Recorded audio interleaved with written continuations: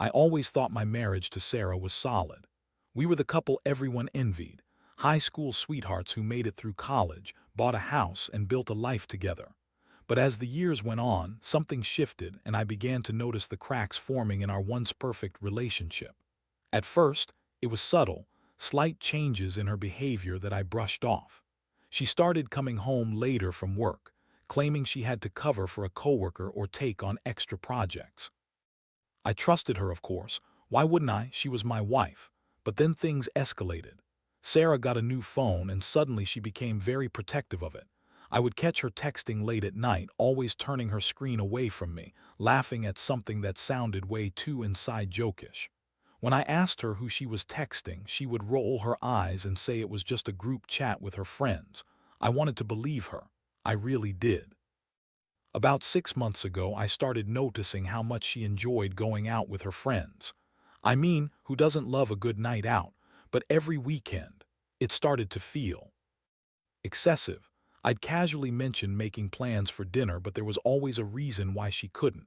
Work, friends, or some vague social obligation. One time I was at the grocery store on a Saturday evening and I saw Sarah at a bar downtown, laughing and flirting with some guy.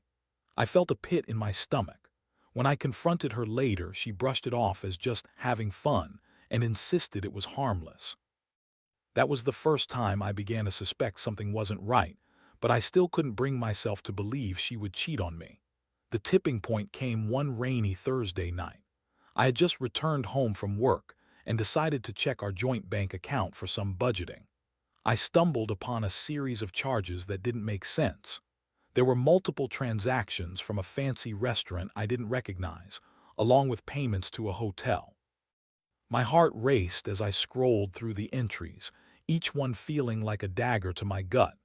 I thought maybe she had planned a surprise for me, but the amounts were too high, too frequent. My mind was racing. Who could she have been with? I waited for Sarah to come home, my heart hammering in my chest. When she finally walked through the door, I confronted her with the evidence. "Sarah, why are there charges from this restaurant and a hotel? Who were you with?" I demanded, my voice shaking with a mix of anger and fear. Her reaction was shocking. Instead of confessing, she turned defensive. "You don't trust me, do you? It's just dinner with some colleagues." She snapped, her tone sharp. The lies poured out of her like a river, each excuse more ridiculous than the last. "I'm just trying to build my career. It's not my fault you can't handle the fact that I have friends." The anger bubbled inside me, but I forced myself to stay calm. "I don't believe you, Sarah. This isn't just dinner, this is something else." The tension hung thick in the air. She threw her hands up, claiming I was being paranoid and insecure. I wanted to scream, to shake her until she admitted the truth. Instead, I felt the coldness seep into my heart as the realization hit me. This was more than just a communication breakdown. I was losing my wife to someone else. The following days were a blur. I was numb, going through the motions of life while my mind raced with thoughts of betrayal. My trust was shattered and I felt like a fool for not seeing it sooner. I had always been the supportive husband, yet here I was, questioning everything I believed in. It wasn't just about the affair, it was about the lies, the deception, and the intimacy we'd lost. As I navigated this emotional minefield, I knew I had to make a choice. I could either let this betrayal destroy me or take control of the situation. The thought of revenge began to simmer beneath the surface, a plan slowly taking shape in my mind. But for now, I needed to gather my thoughts and consider my options. What I felt was not just anger, but a deep, aching sadness mixed with a resolve that I had never known before. I would not be a victim in this story. This was just the beginning. In the weeks that followed the confrontation, I felt like I was living in a fog. Every time I looked at Sarah, I was reminded of the betrayal. The laughter we used to share felt hollow, and the intimacy we had built over the years now seemed like a facade. I wanted to confront her again, to dig deeper and find out the truth behind her lies, but every time I tried, she would deflect. "You're being ridiculous," she'd say, her tone dismissive as if I were overreacting to some harmless flirtation. But I knew better. The restaurant charges, the late nights, the secret text messages, it all pointed to something dark lurking beneath the surface. I began to do some digging of my own. I wasn't exactly a detective, but I started to pay attention to details I had overlooked. I noticed the way she dressed for work, how she applied her makeup differently, and the little things she would do to hide her phone from me. It became a game, a grim pursuit for the truth. Using her phone during the day became my new obsession. I didn't want to invade her privacy, but I felt desperate to uncover the reality of our situation. One evening, while she was in the shower, I seized the opportunity. I grabbed her phone and scrolled through her messages.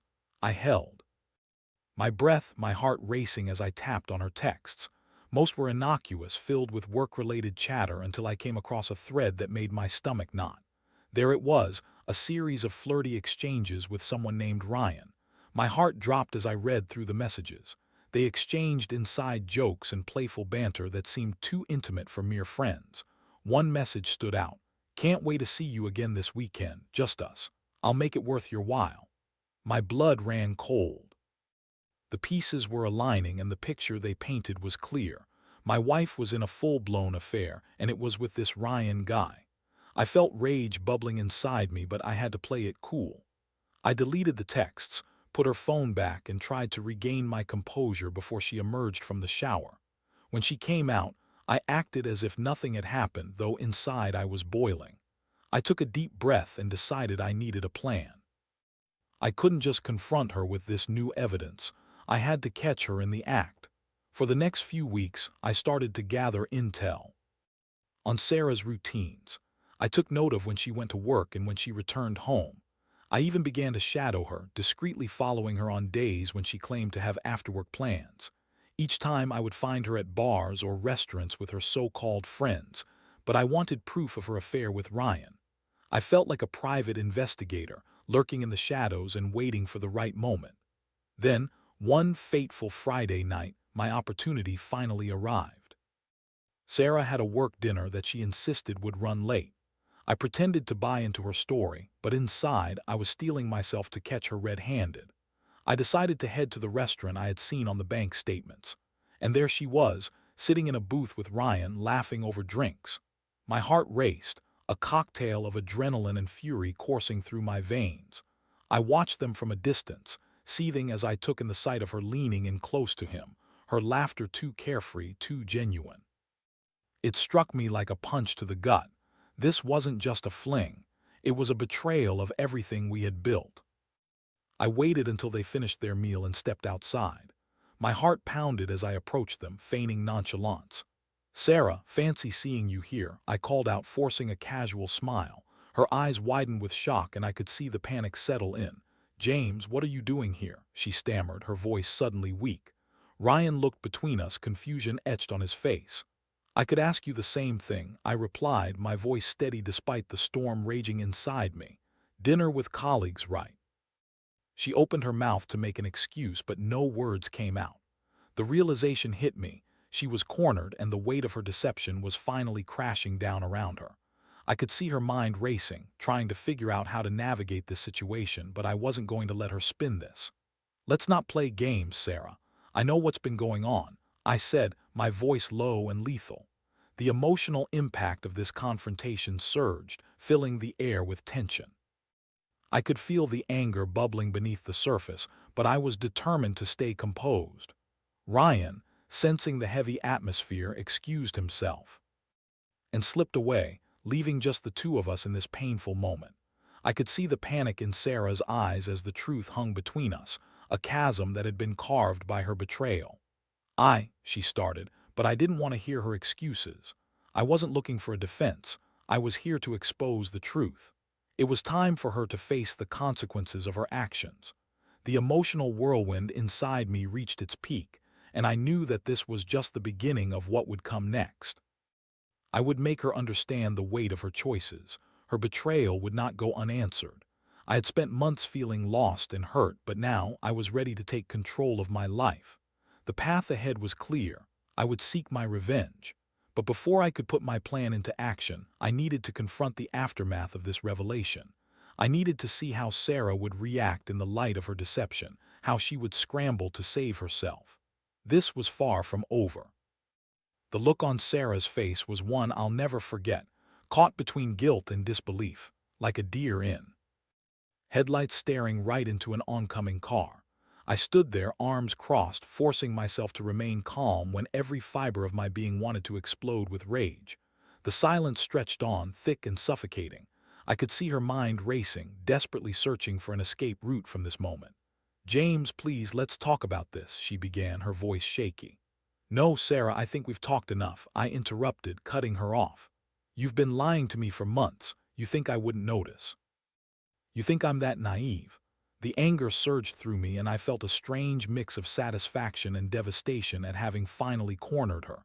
She opened her mouth as if to protest, but the words didn't come. Instead, she looked down at her shoes, the fight leaving her eyes. "It wasn't supposed to happen like this," she muttered, her voice barely audible. "Wasn't supposed to happen." I echoed incredulously. "You were having an affair, Sarah. With someone you're calling a friend, someone who's clearly not just a friend. You've shattered everything we built together, and you say it wasn't supposed to happen." Her eyes glistened with tears, and for a moment I almost felt sympathy for her. But then the anger flared back up. This wasn't about her feelings, it was about the betrayal she had inflicted on me. I thought it was just a phase," she said, her voice cracking. "I was lonely. You were always busy with work, and I felt neglected. So you decided to sleep with someone else." I shot back, my voice rising. "That's your excuse. You could have talked to me, but instead you hid this from me, and for what? A cheap thrill." She looked up at me, her expression a mix of guilt and defiance. "It wasn't just sex, James. I thought I was falling in love with him." The words struck me like a slap in the face. I felt my heart drop as the weight of her admission settled in. "Falling in love," I repeated, disbelief flooding my veins. "You've got to be kidding me. You're telling me that you were sneaking around behind my back while pretending everything was fine with us." "Stop it," she shouted suddenly, surprising us both. "You don't get to act like you're the perfect husband. You were gone more often than not. You didn't even notice that I was unhappy." That accusation hit me hard. Yes, I had been focused on my career, but I never thought it would drive her to this. "So you chose to cheat instead of communicating, instead of working through our issues. What happened to the vows we took?" My voice dropped to a murmur, the pain leaking through. "I'm sorry," she said, tears streaming down her cheeks. "I never meant for it to go this far. I just wanted to feel loved again." "Loved?" I felt a bitter laugh escaping my lips, but it was laced with pain. "You think that's love? You think lying, sneaking around, and betraying your partner is love?" She looked down again, the weight of my words crushing her. "I don't know, okay? I just got caught up in it all. I thought I could manage both Ryan and you, but it got out of hand." For a moment, I felt the air leave my lungs. I had never thought Sarah would betray me like this. I had trusted her completely, and now I was left standing in a whirlwind of emotions, betrayal, rage, and a deep sense of loss. "Do you love him?" I asked, my voice low and steady, feeling the heaviness of the question. She hesitated, her eyes darting away. "I don't know. I don't want to lose you, James." The confession cut deep. It was as if she was fully aware of the consequences but still wanted to have her cake and eat it too. "You already have lost me, Sarah. You don't get to play both sides anymore. You've made your choice." I told her firmly, feeling the finality of my words. I turned and walked away, feeling the weight of the moment hang heavy behind me. I wanted to scream, to shout at the world for the pain I was feeling, but I knew I had to control myself. I needed to gather my thoughts and plan my next move. As I drove home, the darkness of the night pressed against the windows, mirroring the storm inside me. I had never felt so betrayed, so utterly lost. But one thing was clear. I was done being the victim in this story. I needed to reclaim my power and take control of the narrative. The hurt was still raw, but underneath it all was a spark, a burning desire for revenge that had been ignited during that confrontation. I would make Sarah understand the depths of her betrayal, and I would do it in a way that would not only hurt her but would also set me free from the shackles of our broken relationship. It was time to put my plan into motion, and I couldn't wait to see how it unfolded. I would make sure that Sarah realized the consequences of her decisions, and I would emerge stronger, no longer the husband whose heart had been trampled on. This was my reckoning, and I was ready to embrace it. The days that followed that explosive confrontation felt surreal. I was caught in a whirlwind of emotions, anger, betrayal, sadness, and a strange sense of clarity. I couldn't let Sarah's infidelity define me. Instead, I was determined to take my pain and turn it into something powerful. I needed to plan my revenge carefully. It had to be calculated and striking. With every passing moment, the idea of revenge simmered in my mind. I didn't want to just hurt her. I wanted to make her understand the weight of her actions, to show her that deceit comes with consequences. I started thinking about how to expose her affair in a way that would leave no room for denial. I wanted her to feel the same betrayal I had felt, to see her life fall apart as mine had. I began to gather evidence. I started by keeping tabs on Sarah and Ryan. I had a few friends who were willing to help, people who had nothing to lose and were more than eager to assist me in my quest for retribution. I set up a system where I could track their movements discreetly. I would follow Sarah after work and even on weekends. It felt like a game, but the stakes were higher than any game I'd ever played. One Friday night, I learned that Sarah and Ryan were planning to meet at a nearby bar. I decided it was time to execute part of my plan. I wanted to catch them in the act, to have undeniable proof of her betrayal. I couldn't help but feel a sense of satisfaction as I prepared to confront her again. This time, I would make sure she couldn't deny the truth. I arrived at the bar a little ahead of them, my heart racing with anticipation. The atmosphere was lively, filled with laughter and the sound of clinking glasses. I settled into a corner booth, ordering a drink and keeping my eyes on the entrance. When I finally spotted them walking in together, my stomach twisted. They looked comfortable, laughing together as if they were the only two people in the world. The sight of them made my blood boil, but I forced myself to stay composed. I waited until they found a table, then I pulled out my phone and started recording. I needed to capture every intimate moment between them, every flirt, every spark of chemistry. I could see Sarah leaning into Ryan, her laughter ringing out like music to my ears, but it felt like a dirge instead. After a while, I decided it was time to make my presence known. I stood up and walked over to their table, forcing a smile that felt more like a grimace. "Well, well, if it isn't my lovely wife and her friend," I said, my voice smooth but laced with venom.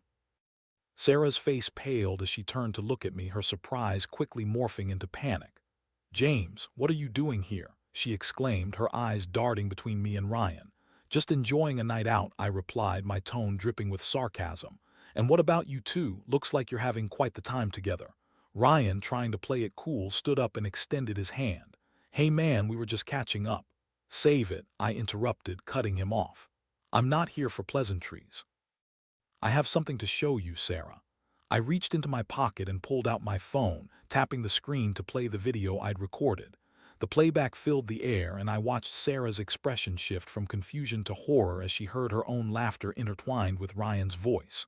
"You can't do this," she yelled, but I could see the color drain from her face as reality set in. "Why not, Sarah? Why not show the world what you've been up to?" I replied, my voice steady. "You wanted to play house with him while I was oblivious. Now let's see how you handle the fallout." She shot me a pleading look, but I could see the anger beginning to bubble beneath the surface. "How could you do this to me? You're acting like a child." "A child?" I laughed bitterly. "You're the one who chose to betray our marriage, and now you want to play the victim. This is what happens when you decide to cheat, Sarah. Your actions have consequences. You can't just sweep this under the rug." Ryan, sensing the tension, started to back away. "Maybe we should take this somewhere else," he suggested, trying to defuse the situation, but I wasn't ready to back down. "No, let's stay right here," I insisted. I wanted everyone around us to witness this moment, the truth laid bare. "Let everyone see how you've broken the vows we made."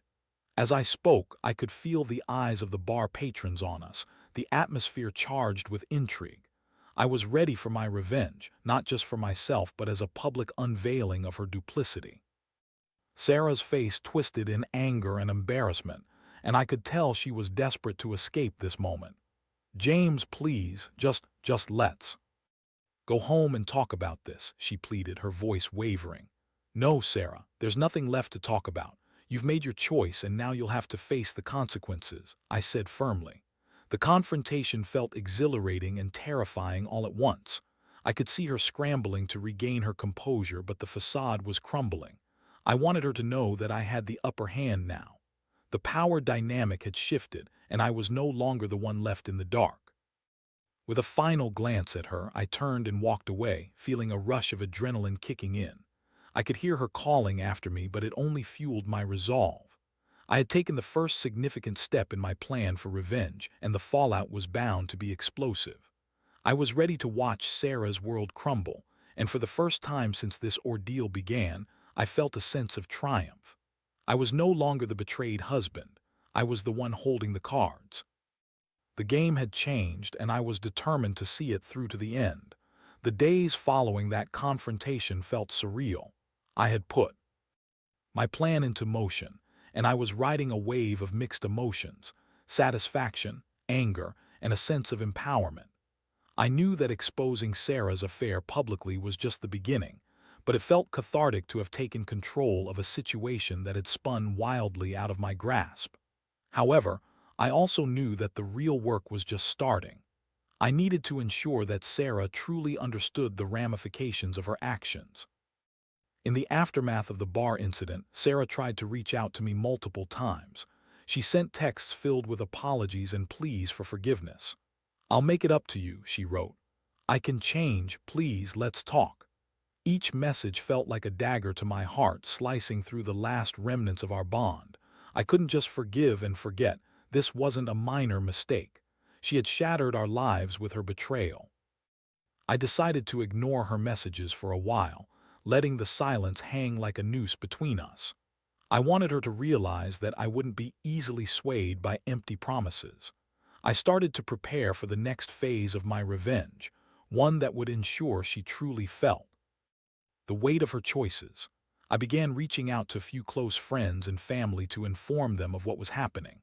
I felt like I was taking back my narrative, reclaiming my story from the shadows where Sarah had pushed me. I told them the whole truth about her affair, about the lies and deceit that had poisoned our relationship. Their support was overwhelming. They rallied around me, offering to help in any way they could.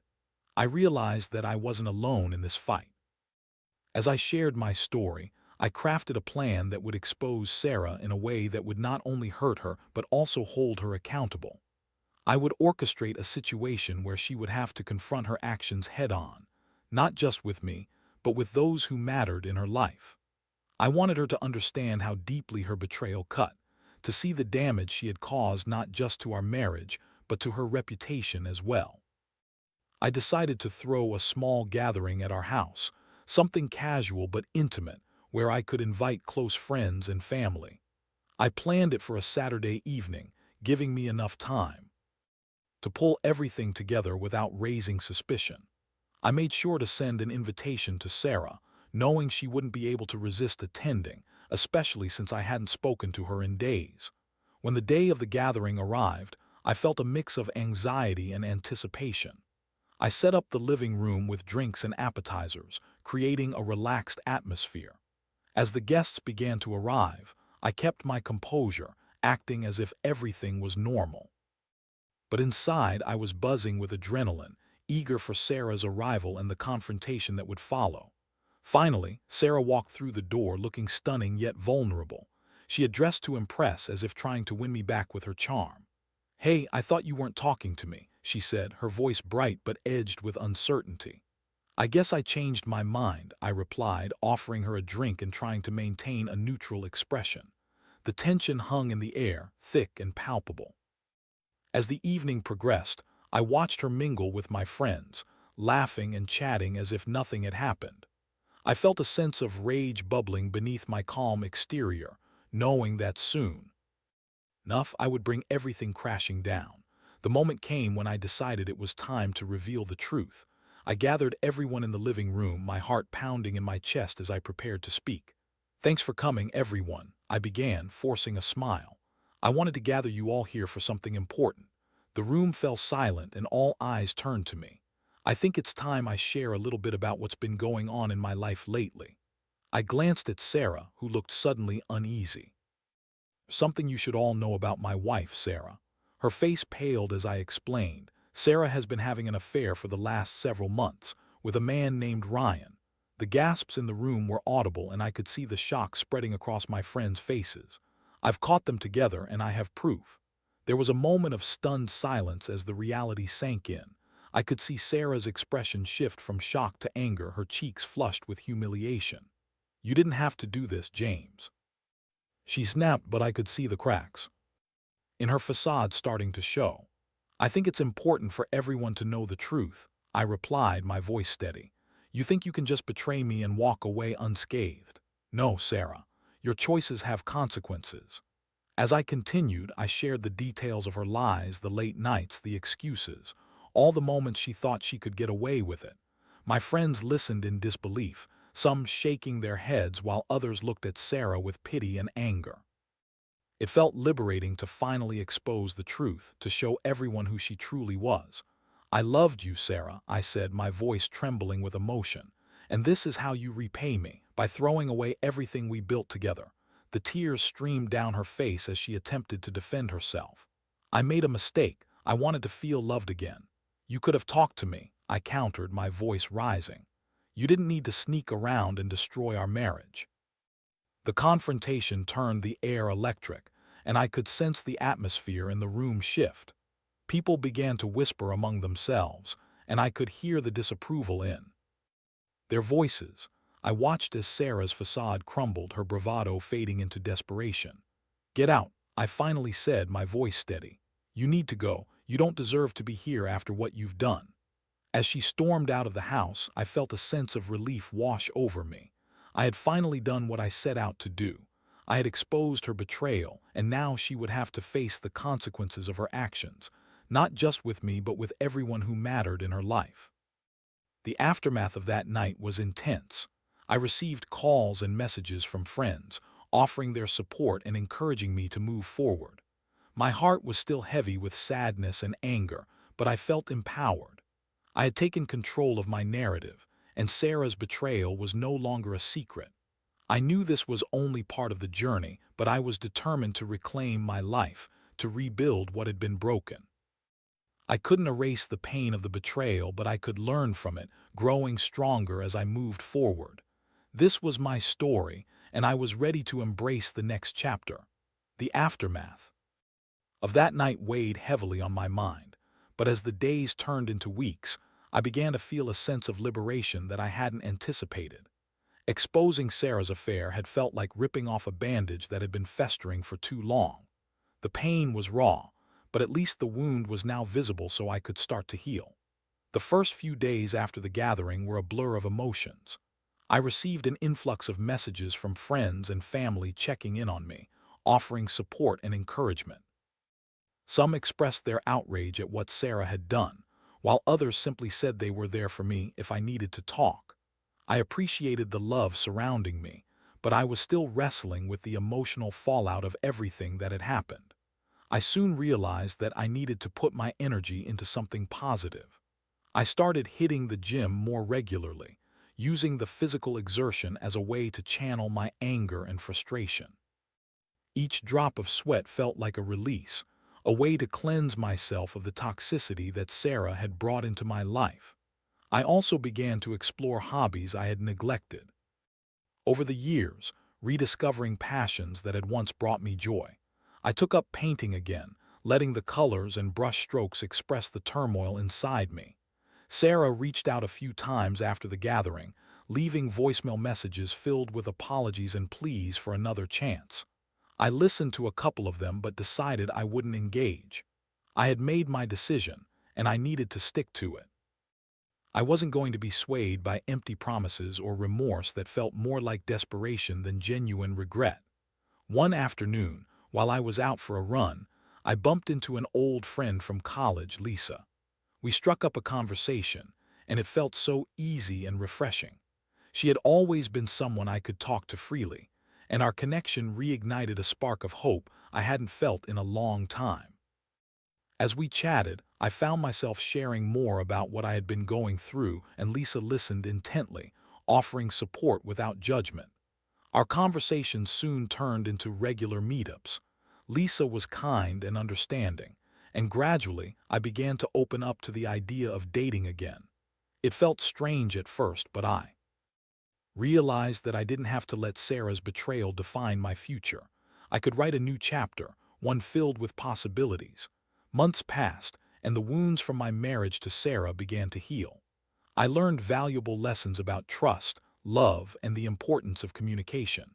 I vowed to never let myself be blindsided again. I started focusing on what I truly wanted in a partner, understanding that vulnerability was a strength, not a weakness. Finally, I decided it was time to officially end things with Sarah. I reached out to her, asking to meet one last time to discuss closing this painful chapter of my life. When we sat down together, I could see that she had changed. There was a humility in her demeanor that hadn't been there before, but I was done. I had moved on. Sarah, I began, my tone firm but measured. I think it's time we accept that our marriage is over. I can't keep holding onto something that was broken beyond repair. She nodded, tears brimming in her eyes. I'm sorry for everything, James. I never wanted to hurt you. I took a deep breath, feeling a wave of emotions wash over me. I know, but it happened. I have to move forward for both of us. I hope you find what you're looking for, but it won't be with me. After that conversation, I felt a weight lift off my shoulders. I had finally let go of Sarah and the pain she had caused. I was ready to embrace the future, unshackled from the past. As time passed, I found myself growing closer to Lisa. What started as friendship blossomed into something deeper, and it felt exhilarating to explore this new relationship without the baggage of my former marriage weighing me down. With Lisa, I felt seen and valued, and I began to believe that I could find happiness again. Looking back on everything, I realized that the pain of betrayal had transformed me. I had emerged from the ashes stronger and more self-aware. I learned that love should never come with deception, and that communication is the cornerstone of any relationship. To anyone who has faced a similar betrayal, I would say this: don't let someone else's actions define your worth.